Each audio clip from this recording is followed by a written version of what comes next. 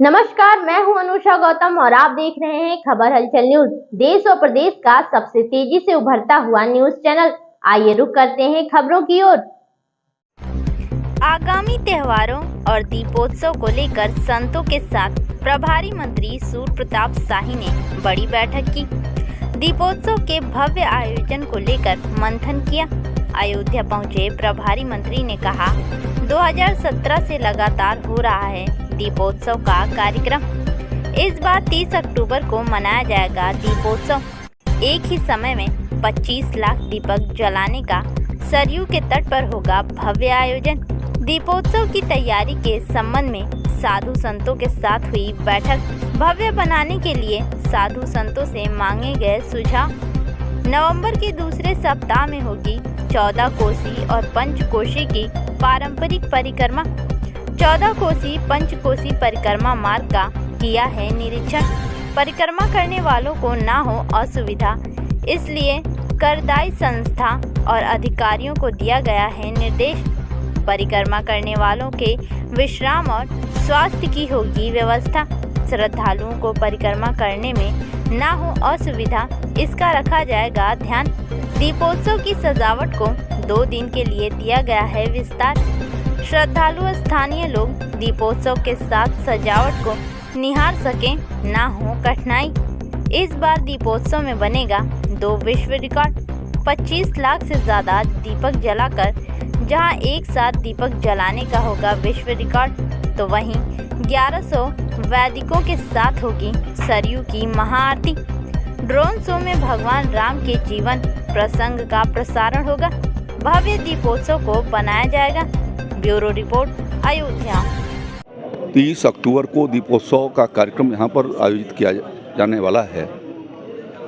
25 लाख से अधिक दीप जलाने का एक ही समय में राम की पैड़ी पर सरयू मैया के तट पर यह आयोजन किया गया है, जो अपने में एक बहुत बड़ा उत्सव के रूप में यहाँ संपन्न होता है।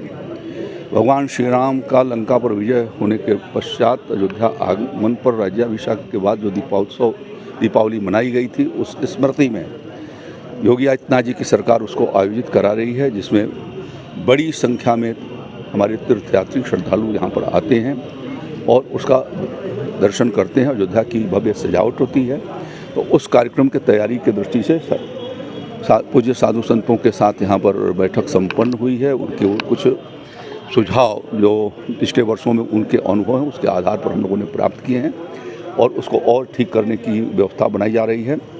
नवंबर के दूसरे सप्ताह में पंचकोशी और 14 कोसी परिक्रमा शुरू होने वाली है, तो उस दृष्टि से भी उसके तैयारियों के दृष्टि से आज मैंने पंचकोशी परिक्रमा मार्ग को और 14 कोसी परिक्रमा मार्ग का भ्रमण किया है।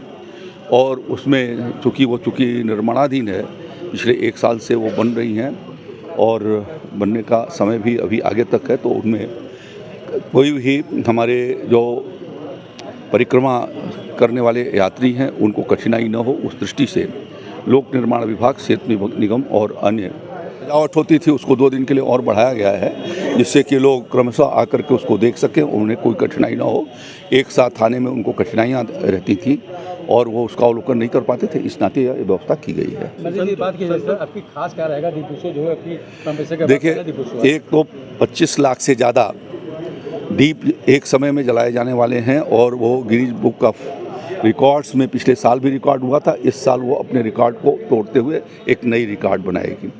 इसके साथ साथ 1100 हमारे जो विद्यार्थी हैं गुरुकुल के, उनके द्वारा वो दीप मालिका दीपोत्सव के कार्यक्रम में 1100 दीप उनके द्वारा आरती की जाएगी। वो भी अपने में एक ऐतिहासिक है। इसके साथ साथ जो है वो ड्रोन से भगवान श्री राम के जीवन वृत्त के विभिन्न प्रसंगों को उससे जो है अवलोकित कराए जाने के लिए उसकी भी व्यवस्था कराई गई है। तो ये सब चीज़ें ऐतिहासिक एक अभूतपूर्व तरीके से आगे की ओर बढ़ रही हैं। संतों ने मांग उठाई